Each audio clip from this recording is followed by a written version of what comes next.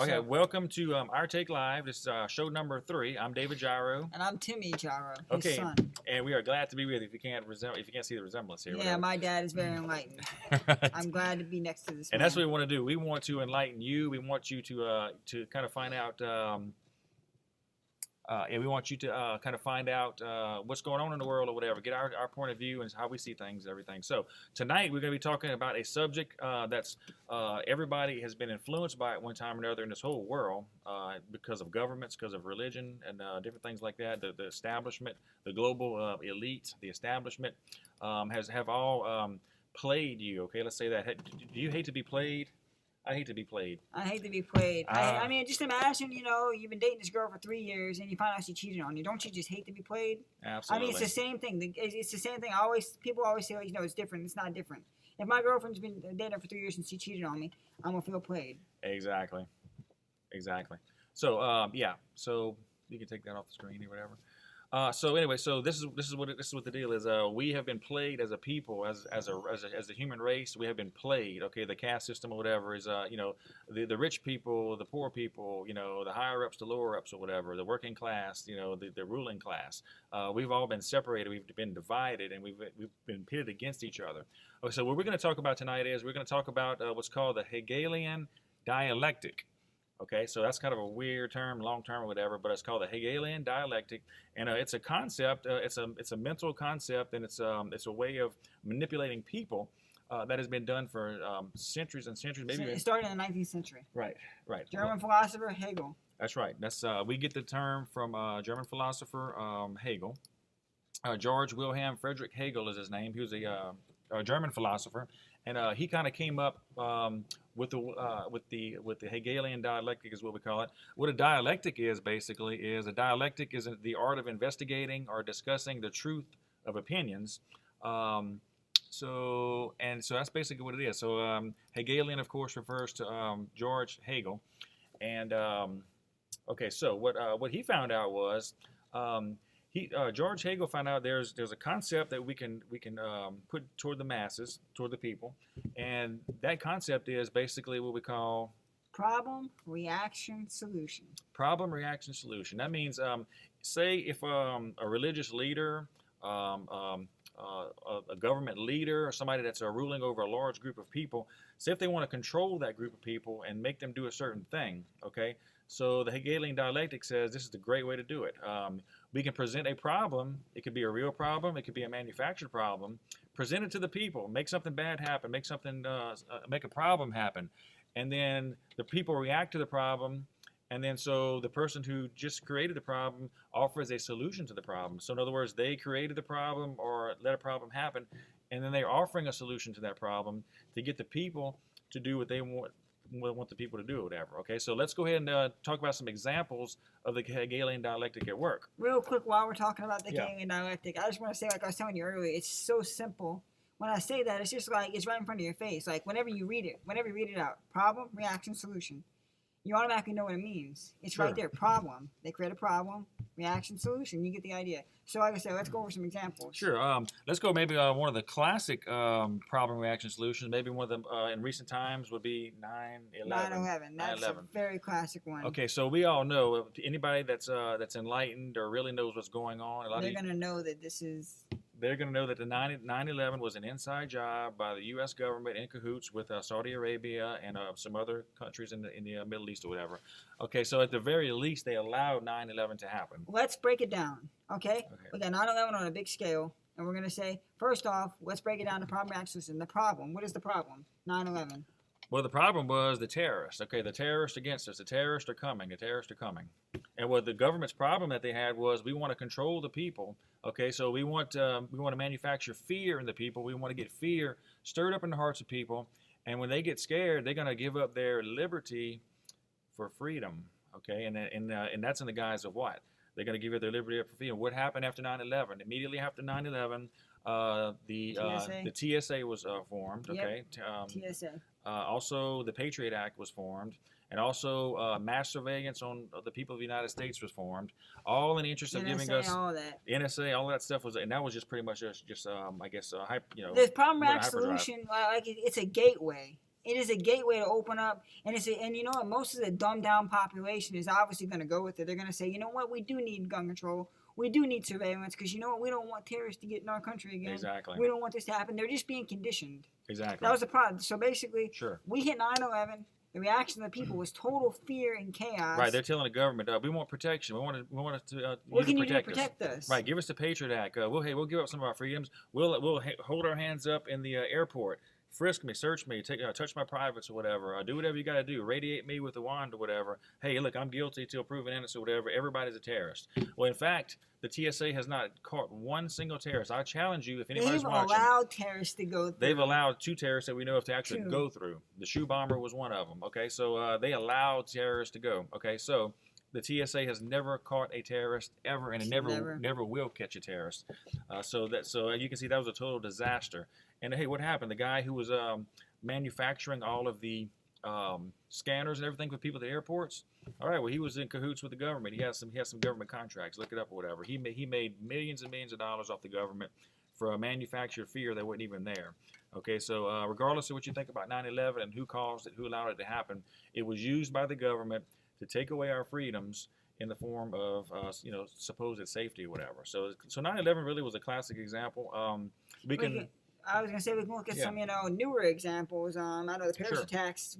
The Paris attacks is so simple of a concept to understand and how it was problem reaction solution. People think we live in America. You know what? There's other governments. There's other people that are doing the same thing we're doing. This is not new news. Absolutely. Paris is a classic example. The Paris attacks. Look at that. Sure. Tell them about how that's a classic example. Well, okay, so the problem that the government has is, hey, we want gun control. Okay, that's a big thing right now. Gun control. Yeah, get your guns. The gun. I don't have one with me right now in front of the camera, but the gun is an evil, inanimate object. It can do all kind of things by itself, supposedly. So we want to get rid of guns or whatever. Okay, so what better way to control guns is to create false flag events. Okay. Yep, false flag. In just Staged terrorism, absolutely, because just about every gun shooting, quote, mass shooting that you see today is going to be a staged false flag event in some kind of a way. And look at it. I mean, the government is using this.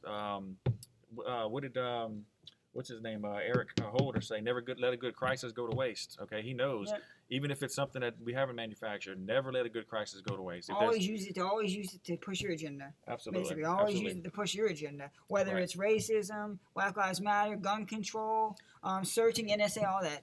Never let a good crisis. You know what? Right. I expect someone like him to say that. Right. Definitely. Never let a good crisis go to waste. So that's pretty much it. So I was talking to a high school principal the other day at one of our local high schools, and I was having to educate her. She never even heard of the term false flag event. What's a false flag? Right. So we discussed quite a few recent happenings that happened and everything. And Sandy Hook was another classic false flag event. It's just in your face that Sandy Hook never really happened. I mean, it's just the there. Colorado Theater shooting, James Holmes, Colorado Theater, right? Adam Lanza, James Holmes, all those. And those kind of things go back to the MK Ultra government mind control that the government has. That's a whole nother video. That's a whole nother story, right? That's a whole nother video. Right. There's a lot of for those of you that didn't know, there's 2 different governments operating in the United States. There's a secret shadow government, and then there's the government that we all see. There are 2 governments working side by side or whatever, but that's another story. So basically, we can just go on and on about the different ways that a Hegelian dialectic is being used right now. One of them is the Black Lives Matter movement. Okay, so they're taking they're using a strategy called divide and conquer. So that's what we can go into next. The Hegelian dialectic uses the divide and conquer strategy on just everybody. You look at the talking heads on Fox News, CNN, MSNBC. All these networks are really the same when you look at them. That's what I'm saying. They're trying to pit one class of people against another. And all goes back to Adam and Eve. It's right. It does. It all goes back to Adam and Eve. Right. Really, what the Hegelian dialectic is doing is taking a concept that was meant to be for good that God had created, because God really wants us to have free will and free choice in our lives. He does not make people robots. He wants you to choose good and bad. There are polar opposites that in nature that occur. Your mind cannot comprehend. Your mind has to comprehend polar opposites. Right. Just imagine, to resolve problems, you have to comprehend opposites. Absolutely. You have to. It's everywhere. Pepsi, Coke. Walgreens, CVS, Right. Mac and PC. Well, when you get to the basic, Opposites are everywhere. when you get to the basic things, really the basic opposites are really good and evil. You Exactly. know, That's where and it started from. it's What really did Adam and Eve in the garden? Remember, the serpent said it was the knowledge of the tree of good and evil. right. Good, Exactly. and it starts with good and evil. Exactly. So Good and bad. if Adam and Eve never would have known, not to get into too much of a religious discussion, but we know that if Adam and Eve never knew evil, then good is all that they ever knew. Then they would live in eternal bliss and everything would be okay. But once they decided to disobey God, and now they know the difference between good and evil, and now they have to choose between good And and that evil. opened up the realm for division. It opened up the realms for division, right? So Opened up that realm, the whole realm where there's division now. so with the principles of the Hegelian dialectic, they're really capitalizing on a good concept or whatever to try to manipulate people into doing what they want it to do by creating this problem and then offering a solution to racial it. division. Exactly. I mean, it's not just Black Lives Matter, it's Confederate flag too. Right. It's racial Well, division in both let's ways. go. So as citizens of the United States or wherever you might be listening to, just know that when people try to pit you against another group of people, or another class of people, or another thing or whatever, it's a divide and conquer strategy. Okay, so what's one way that they're doing the divide and conquer? Well, like I said, basically it's good versus evil. It's kind of like the top tier down or whatever. Yep. Big thing right now is racism. They're trying to pit the blacks against the whites. Isn't it kind of funny how we never hear like the Hispanics against the whites, the Asians against the whites, the Indians against the whites? It's always the blacks. Swedish against the whites, this and that. Exactly. It's the always Muslims against the whites. exactly right. It's always the blacks against the whites. It's always the blacks man. against the whites. So what they're doing is they're trying to divide the class of people into the blacks and to the whites, pit them against each other, and once they have that problem, they want to offer a solution to that problem, and then you in turn wind up giving more of your freedoms away for what you perceive as a solution to the problem or security or whatever. I was just thinking of this. There's Hegelian dialectic right now in the works. There's actually Hegelian dialectic right now in the works, and you don't even know it. And that is Obama allowing these people across the border. That's in another the good one. works. The problem is coming. That's another good one. The full Hegelian dialectic has not been, happened yet because problem, reaction, solution. But Right. the problem, we got the problem being manufactured now. They're letting all these refugees. They want to let all these Absolutely. refugees across the border, and what's that going to do? Absolutely. Well, number one, it's gonna insert terrorists into our country real easily. Number two, they're trying to get them to where they can vote. So they're going to vote the Democrats or the people who let them in. Illegals, yep. So so that just takes care of a bunch of things when you start letting illegal people into our country. That's definitely one of them.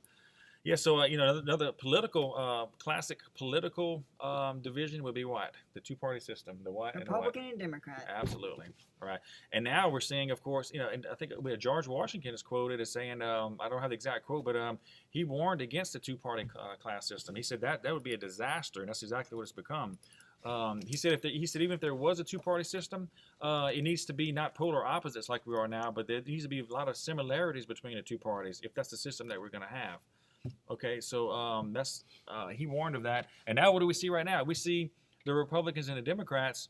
Well, there's not really that much difference between the two when you look at it.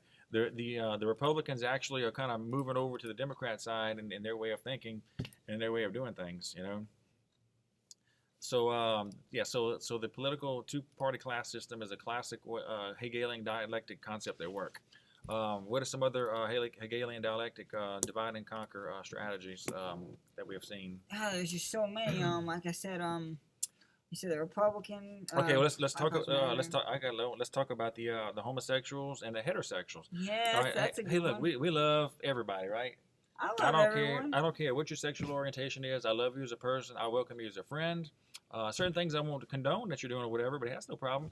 I still accept you as a member of the human race, and I love you as my fellow brother or sister human being. Yeah, you're no different than anyone else. So what the powers that be would like to do is take the Hegelian dialectic, and they want to separate the homosexuals into the heterosexuals, and they want to make them polar opposites, and they want to have them fight against each other. Exactly. They want them to have them fighting against each other. Absolutely. So they're being played right now, and they don't even know it. So what's some other Hegelian dialectic? Muslims against the Christians, I guess? That's another one. We talk about religions. The Muslims, Religions. now it's the Muslims, and which is a valid argument, actually. I mean, because we know the Muslims, I won't even say radical Muslims. I'll put all Muslims in the same class. they're really it's a death it's a religion of death and destruction. And if you don't agree with their their teachings or whatever, then you must die. You either convert or you die. Okay, so they want to pit the Muslims against the Christians, and in Could you even say Christians against atheists? that could be another one, but I think it's more the Muslims against the Christians right now, Yeah. which is a big thing. Even the Catholics and the Protestants. I mean, it's all okay. Here's a tip for you. Okay, anytime that you're watching the talking heads on TV, which I don't suggest, but if you flip into channels on the news channels, you're watching the talking heads or whatever, you're watching the establishment trying to sell you a message. I guarantee is going to be the Hegelian dialectic is going to be interwoven in that message, and that is going to be the divide and conquer strategy. They're going to try to pitch you into classes and polarize you apart from another group of people or whatever. Okay, that's why this is another reason. This is why whenever I meet somebody that's real rich or whatever, or that's in maybe another higher social class that I'm in, I am totally comfortable around these kind of people. You know why? Because I refuse to be divided against the rich and the poor, the working class and the middle class and the lower class. That's another way to divide. Right. You can put me in a homeless shelter, and I'll be just as comfortable with the homeless people talking as I will at a high class party. Which we've attended some really high class parties with some millionaires and some high rolling people and everything. I love talking to either one of them. I don't feel threatened by either one of them. It's not a problem at all. I don't subscribe to the divide and conquer strategy. I will not be divided, and I will not be conquered, actually, because I see myself on an even playing field as all of humanity. Really, we're all put on this earth by God. We're all doing our thing.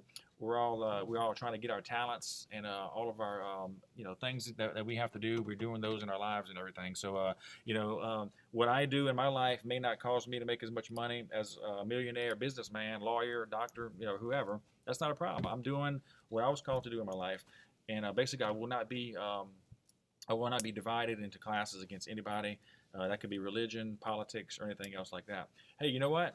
I don't call myself Democrat. I don't call myself Republican. We consider ourselves libertarian, pretty much, right? I'm an independent libertarian. And tell people why we don't subscribe to the two-party class system and why we do that. Because it's basically a Republican. You say Republican and Democrat. I say Democrats and Republicans. Right. Because they're pretty much the same thing. That's just a little joke. Exactly. There is no two-party system. The president is picked. They've already got the president selected right now. Right. You think your vote matters? It don't. Right. I'm just saying. I don't subscribe to really a two-party system. You know what? And people say like, well, if you think your vote doesn't matter, then why vote? And I always tell people, I want to voice my opinion. I don't care if So like I said, you know what I'm saying? Absolutely, you're right. You are definitely right. I don't really subscribe like George Washington said. Abolish the two-party system. It shouldn't be a two-party system. Absolutely. So definitely. With the knowledge that you have right now, know that Hegelian dialectic is in play right now. It's in widespread use by leaders, religious leaders, and government leaders, particularly, whatever. And once again, if you're watching Channel 13 Fidelity Cable, we are live right now. It is 12:49 Central Standard Time. We're actually live on TV right now and on Facebook.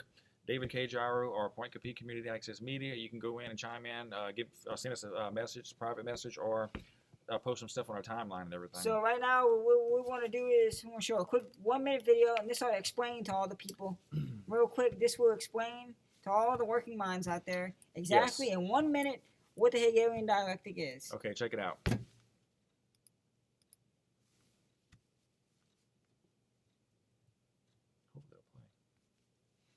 Audio, man.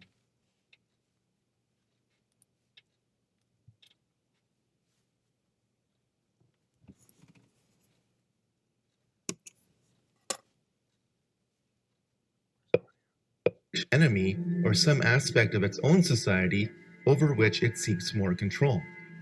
This is why the term false flag attack is so named. In step 3, a rogue government will offer the solution to the problem which it created. This solution is typically a war or a system of regulations. The solution would usually not be accepted by the public had the rogue government not created the crisis and controlled the reaction to it in the first place. A government which seeks increasing control can keep pushing society to accept its agenda by following a series of problems, reactions, and solutions which it planned all along. The significance of the Hegelian dialectic is not how evil it is, but rather how often governments choose to follow it. There has not been a major war in the 20th and 21st centuries that does not follow the Hegelian dialectic. So there we have it, guys. That is the Hegelian dialectic explained in 1 minute. As you can see, like I said, it's just very, very simple concept to understand. It's not rocket science. It's easy to understand. It's problem, reaction, solution.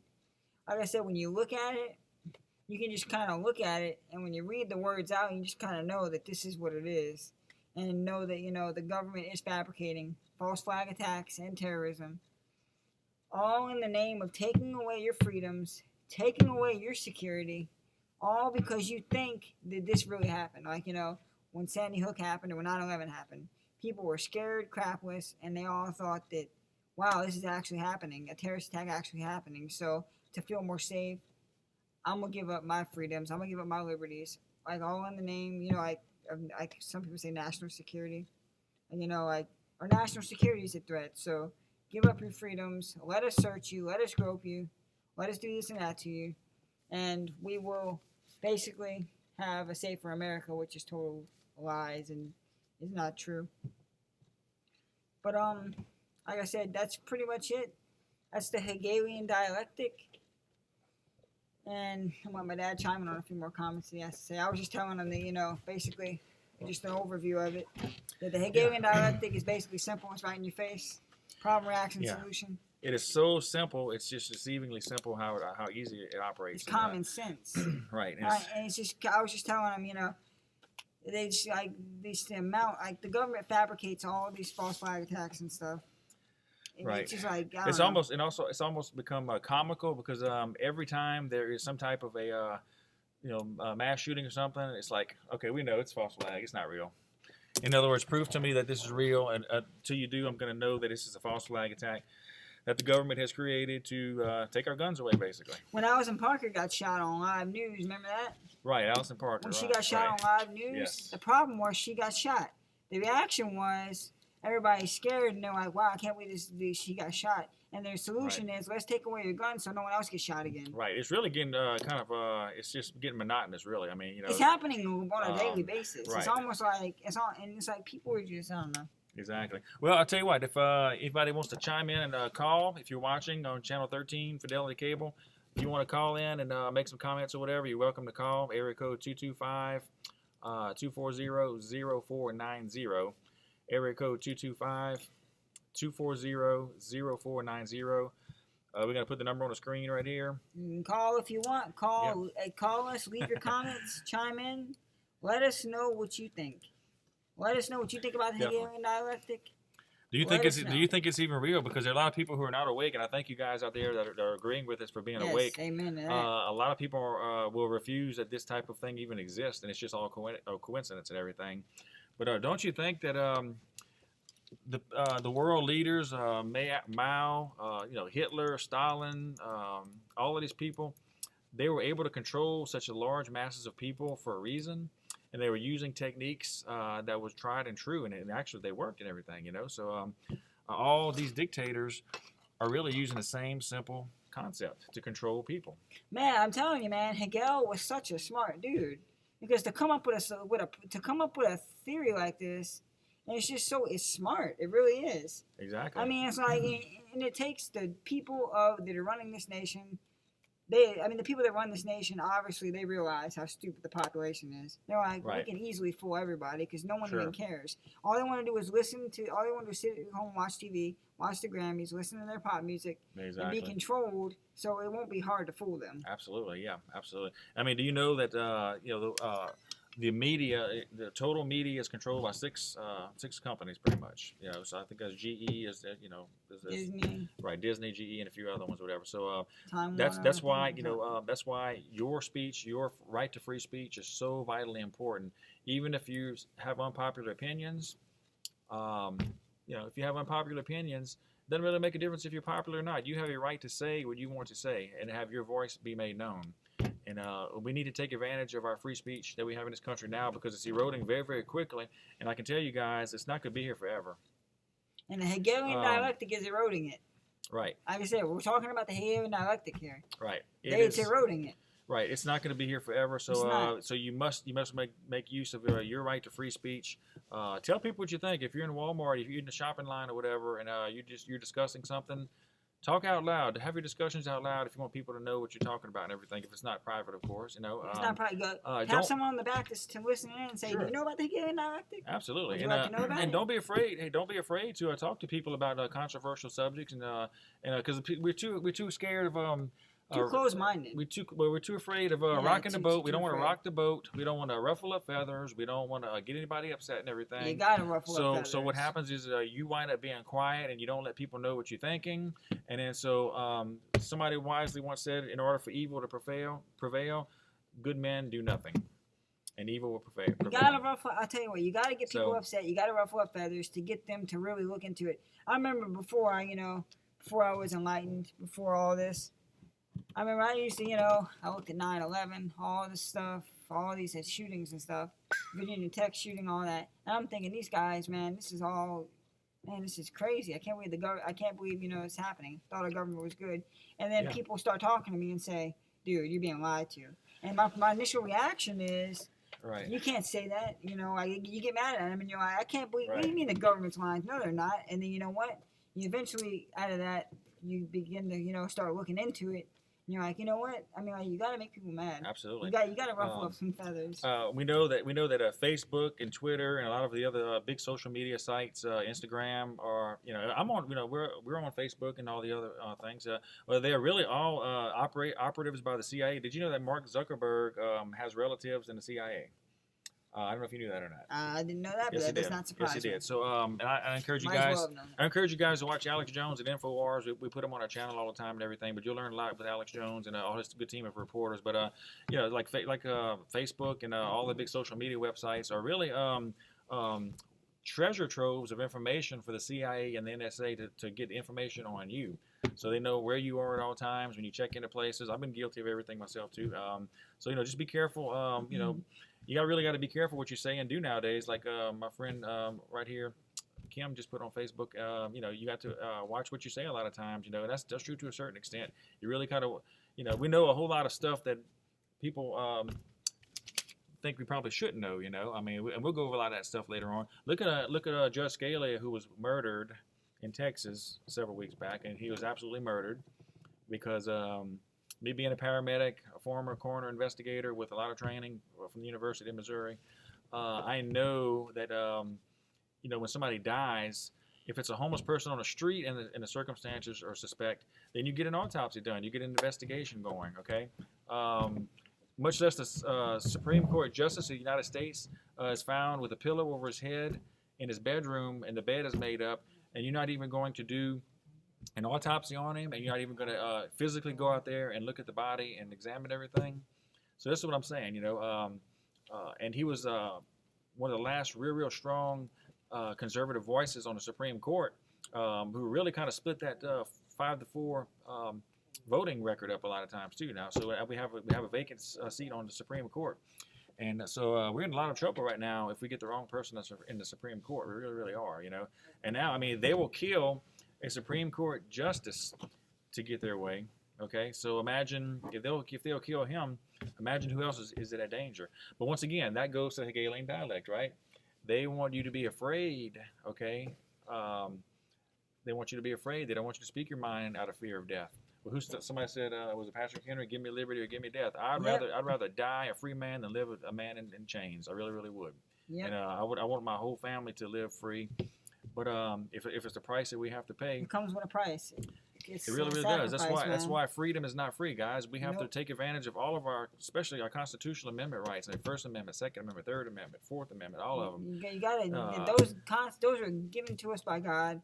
Right. And we have to protect those, man. We can't let that go. Absolutely, absolutely, man. So all you Second Amendment guys out there, holding fast to your guns and everything, just keep on, being a spokesman for Second Amendment and First Amendment and all the amendments really. The Constitution. Our Constitution is so very, very important that we've actually had a Supreme Court justice that was murdered for being a conservative judge. He was the most conservative judge on that. And Right. who's he going to be replaced by? A liberal. Right. I hope not, but we'll see though. So. Well, I think this pretty much wraps up our segment. It's 52 minutes in. Yep.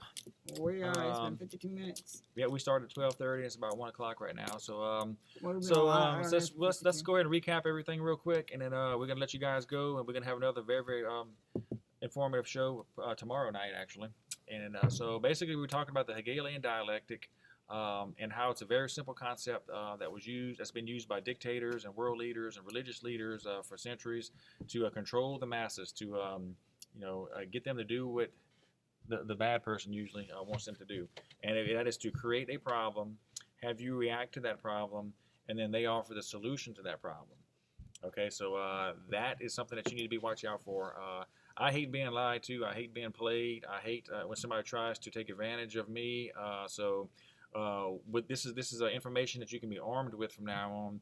And hey, anytime that somebody tries to use a divide and conquer strategy and pitch you against another group or class of people, don't do it. Don't do it. Hey, recognize that. Yeah, recognize that we're all equal. Okay, except for the sexes are different because we're men and women, of course. Yeah. So I mean, but other than that, we were all human beings on this earth. And next time you see next time I'll call it a false flag. Next time you see a shooting or something happen, public on the news, do your research. Don't be scared to research it. Yes. Don't be scared to look into it.